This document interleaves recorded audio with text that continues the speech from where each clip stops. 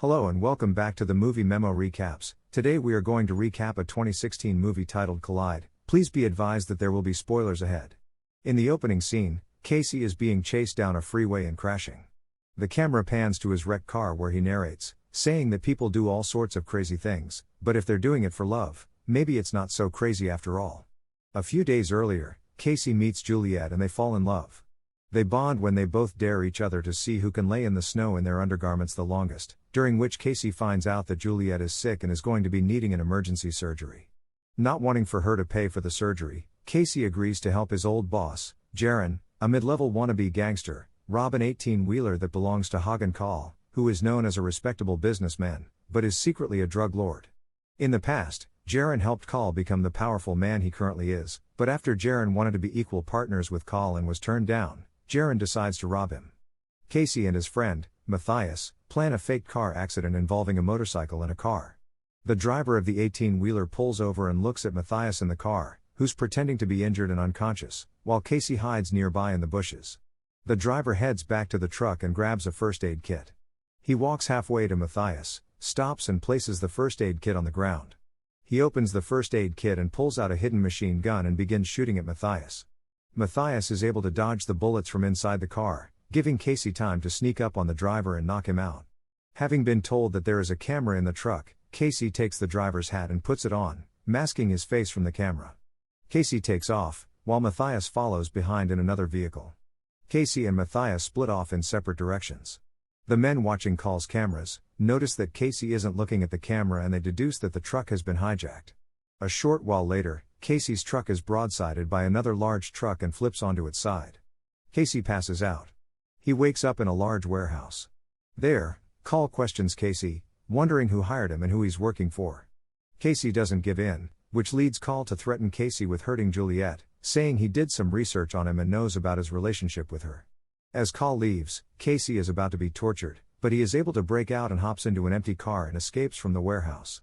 Casey tries to call Juliet to warn her, but gets interrupted and gets into a prolonged car chase scene with one of Kahl's men. Casey crashes into a car, and Kahl's man gets out of his car with a machine gun and begins shooting at Casey. All of a sudden, a speeding police car shows up, smashes into Kahl's henchman's car, launching it into the air in dramatic fashion, which proceeds to also smash into the car Casey is driving. Casey notices some money sticking out of one of the back passenger doors. He looks into the door and notices blocks of money have been hidden inside the doors of the car, which also explains another reason why Kahl and his men are after him. Casey puts a good amount of the money in a sack and takes off as Kahl's main henchman shows up. An extended foot chase erupts through a bar, a building, a house and across a rooftop. Casey gets cornered in the house and has a brief fight with the henchman before he knocks him out for a few moments, giving Casey a chance to escape. Casey makes it to the street where he encounters a police car heading his way. To avoid being detected, he poses as a homeless man, sitting on the street. The police car makes its way to him, and once it is passed by, Casey takes off in the other direction. Kahl's henchman spots Casey again, leading to another foot chase. This time, Casey makes it to another car, steals it and takes off, leaving the henchman behind. Casey calls Matthias and tells him to get Juliet out of the hospital by taking her out for coffee or to see a movie. Anything that will get her out of the hospital and will keep her away from Kahl's clutches. At the hospital, Juliet passes by two of Kahl's men, who then turn around and start following her. Back where Casey stole his latest car, the driver of that car starts shouting at police saying that his car has been stolen, attracting the attention of Kahl's henchman, who asks the driver about the car. Casey gets a call from Kahl, who subtly tells Casey that he knows Juliet's address, urging Casey, even more, to get to her before Kahl does. Casey calls Jaron and tells him that everything went really wrong. Jaron asks Casey if he sold him out, but Casey tells Jaron that he didn't.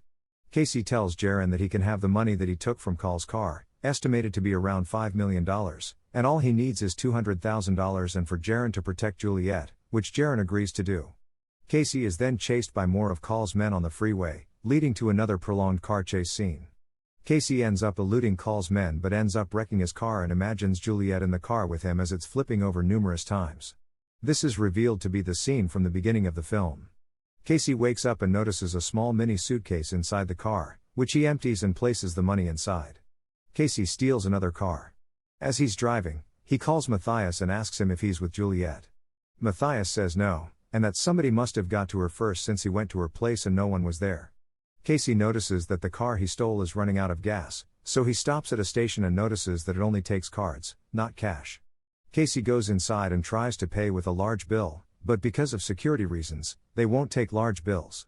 Casey pleads with the owner to let him pay with it, to which the owner relents and lets Casey pay with it. Casey notices Carl, and his men pull up to the station. Casey hides the case under a shelf of chips, but one of Carl's men finds it anyway. A friend of the gas station owner sees Carl's men with guns, so he grabs his shotgun and heads inside. He comes into the gas station and points his gun at Carl's men. Carl, himself, comes to the store and talks to the man. Carl asks the man what his name is. The man replies that his name is Wolfgang. Carl asks if it's like Mozart. Carl says that Wolfgang will be seeing Mozart soon when he pulls out his gun and shoots him. Casey begins quietly laughing at Carl. Carl says most men cry or pray when they're about to die, but that laughing is original. Casey then tells Carl that he is still in control because he still has Carl's truck.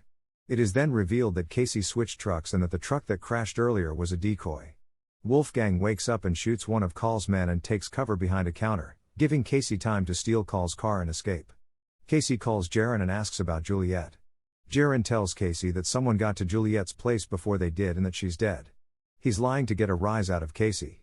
Jaron tells Casey that his men have her and they're on their way back.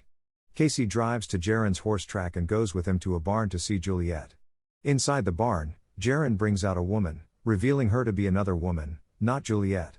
Jaron got the apartment number mixed up. Casey threatens Jaron, but Jaron rebukes him with a gun. While this is going on, a man at the track texts Carl. This same man goes into the barn, shoots Jaron and knocks out Casey. He ties up Casey, but Casey escapes and kills the man with a large hook.